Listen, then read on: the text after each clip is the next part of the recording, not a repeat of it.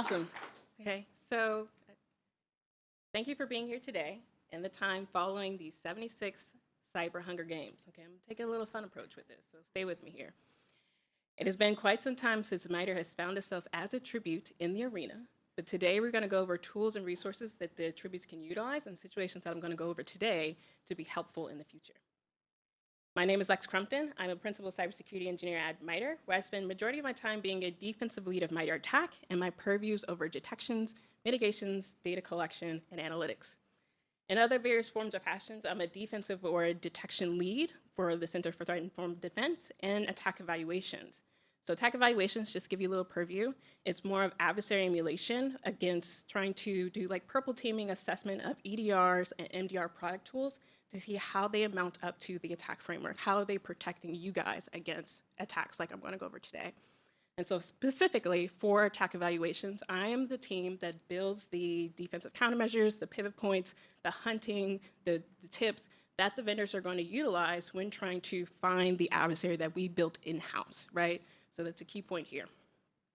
Majority of my career, I spent in other defensive fields like digital forensics, incident response, malware risk engineering, threat hunting. I've done the gambit of it, and I've also spent some time being an exploitation developer in the beginning half of my career.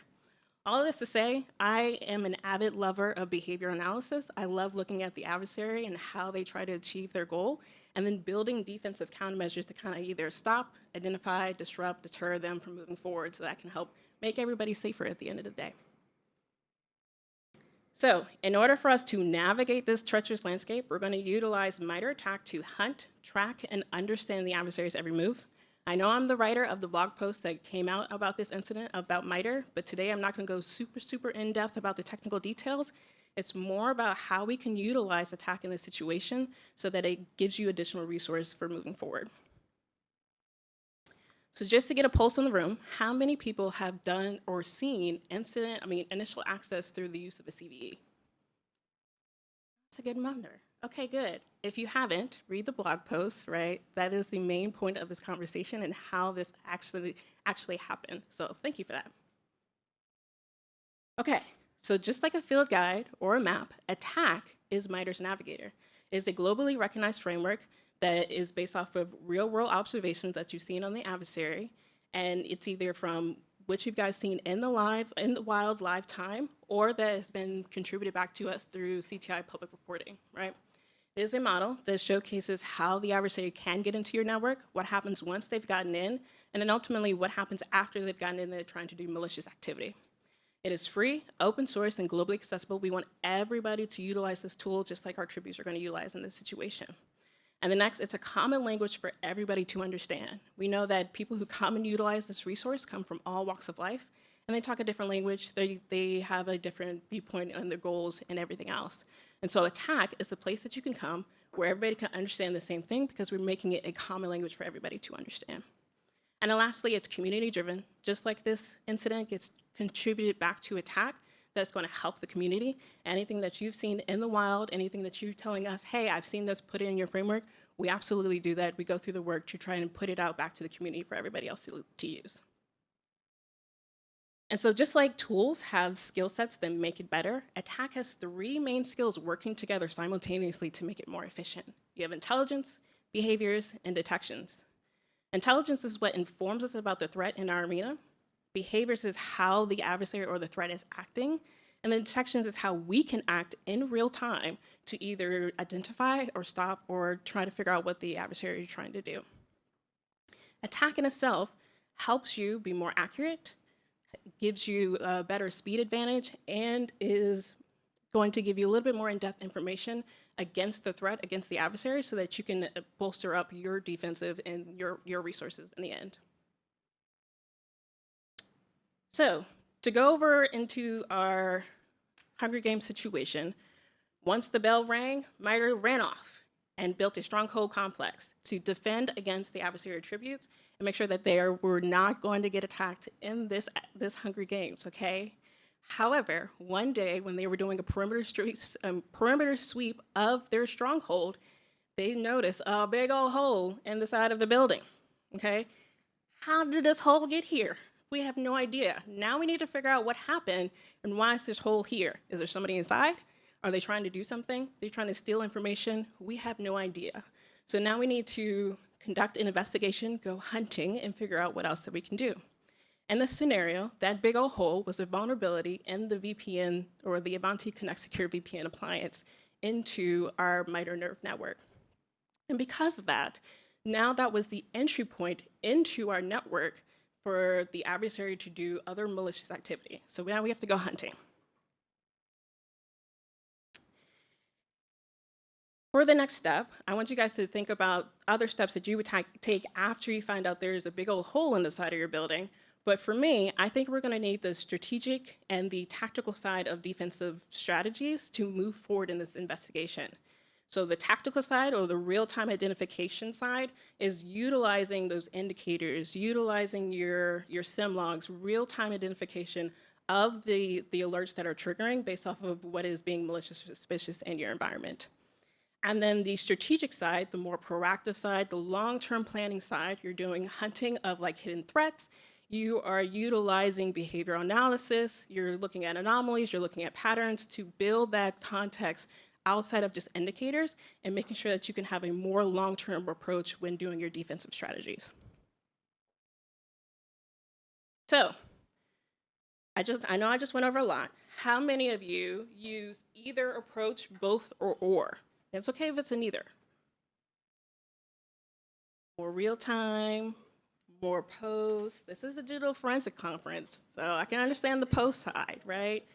So based off of my career, I have to use both only because I pretend to be the adversary sometimes, okay? So that's real time, but also because I'm doing not so much dead box forensics, but post analysis after the incident itself, I have to go with both sides. So it's okay if you're both, it's okay if you're neither. So, got some super nifty clues from the entry point, right?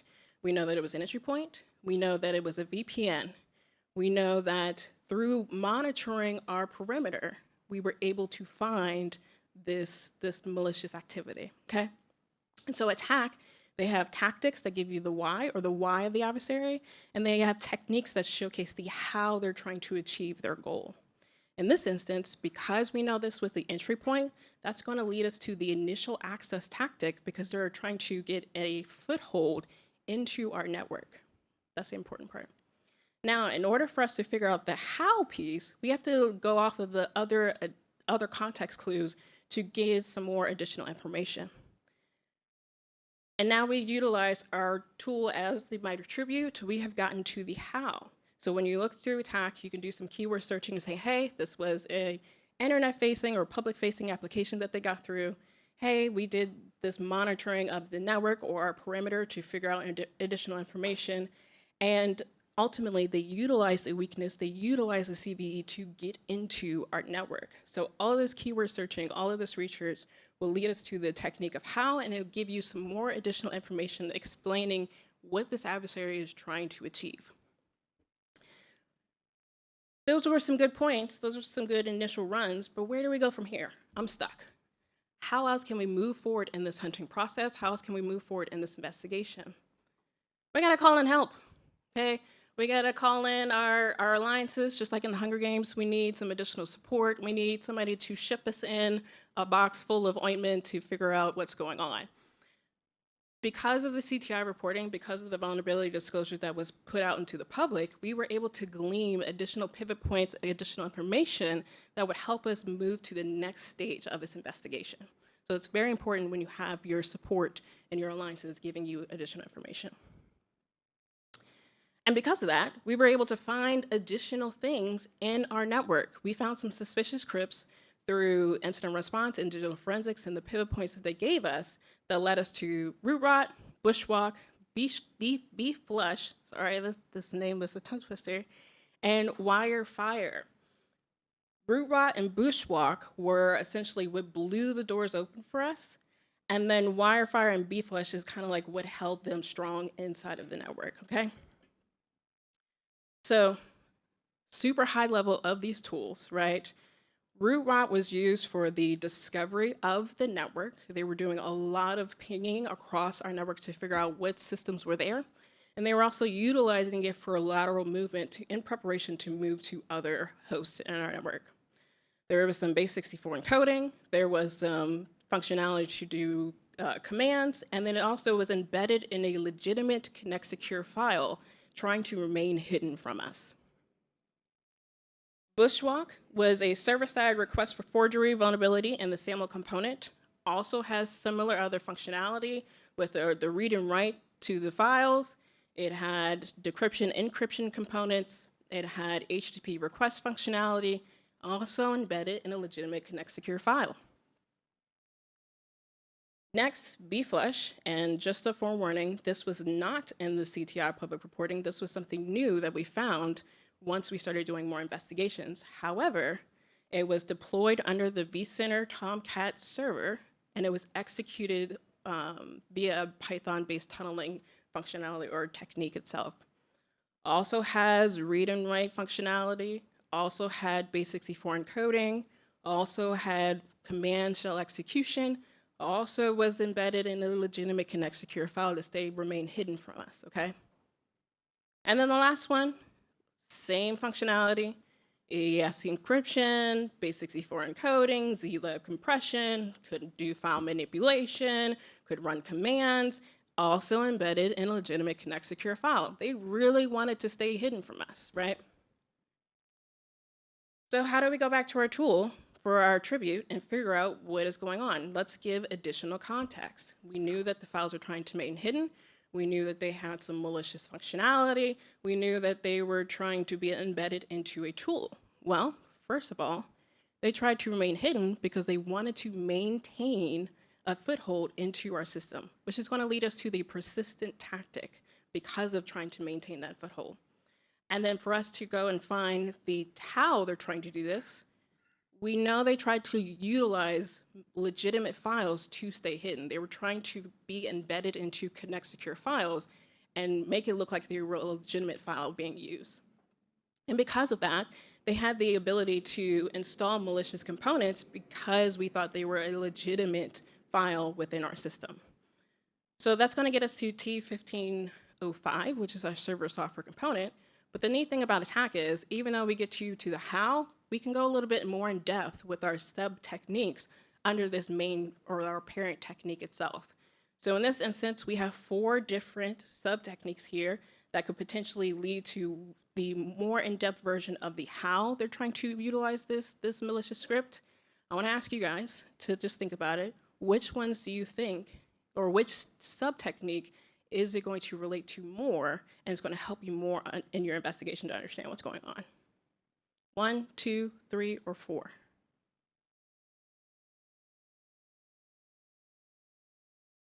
You said 3? 3? Any 2s? Any 4s? Any 1s?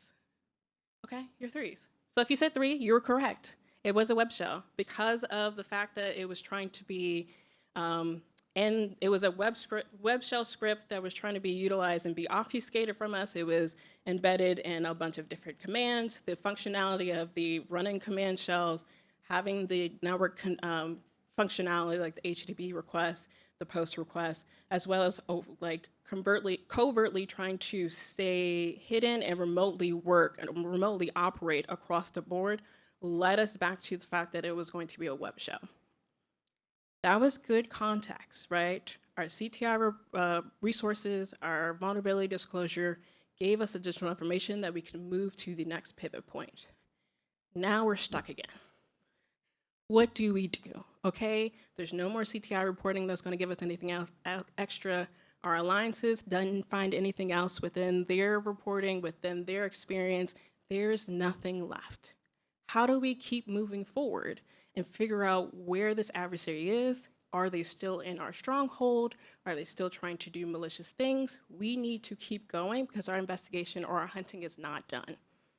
So for us, now we have to hypothesize similar techniques that the adversary may do. We have to think like the adversary. Remember I said I did adversary emulation, where I have to think like the adversary.